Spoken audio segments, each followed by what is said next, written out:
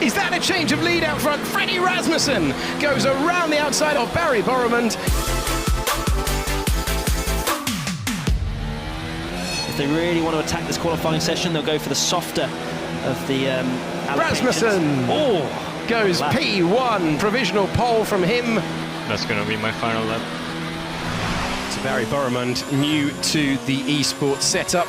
Right, 12, 13, 14, 15, 16 over the line and pole position with a 1:15.8. Barry Borremund with a super lap. And we're underway for this 17-lap race with Borremund going ahead and staying there for the moment, but they're going to go 3 wide. Can Rasmussen find a way to the inside, or will the Alfa be the last of the late breakers? Oh, the way around the outside. Tries Danny Berezne. Can he find his way through? That was a huge risk he took down there, but Borremund has managed to stay there for the time being, and Barry Borremund, for the moment, super stuff from him, hangs on to P1. Rasmussen in P2, then Berezne tried to swoop around the outside, couldn't get it done. That's left him on the back foot. Longuet up to P3, and then Caraton will be all over the back of the Alfa. Big risk taken by the Hungarian driver Danny Berezne. It's not paid off. It's Borremund in the lead. The undercut is the crucial thing here, and that is an early pit stop. Is that a change of lead? Is that a change of lead out front? Freddie Rasmussen goes around the outside of Barry Borremund, and he's been putting the pressure on lap 4. The Red Bull driver takes the lead. And that is a crucial move. I was not expecting that, but right now we have to keep an eye on Danny Berezne. A very early pit stop.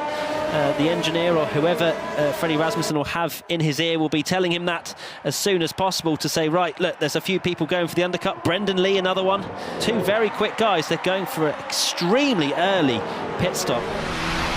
Rasmussen dives into the pits, as does Caraton, as does Blakely. Oh, locking up the front, so that would have been close on the pit limiter. But for me, I feel like Borremund's probably going to take the lead here. And it depends also, as so many people come in the pits, will Rasmussen get held? No, he doesn't. Oh, he's crucial. Lucky to find a gap between the Toro Rosso AlphaTauri or the McLaren there. Right, here's Borremund trying to retake the lead that he lost at turn 1. Let's find out. There's the Alfa Romeo. He's got an advantage. He's got an advantage. Rasmussen has track position, went a couple of laps longer and comes out ahead of both of the Alphas. Advantage Rasmussen. Fantastic work from Rasmussen, it has to be said. Marcel Kiefer in the other Red Bull is the race leader, but that's because he's not yet come into the pits. Marcel Kiefer up to P9 and crucially ahead of Joni Tormela. That battle for the Red Bull seat continues, half a second between them. I wonder if that'll boil over.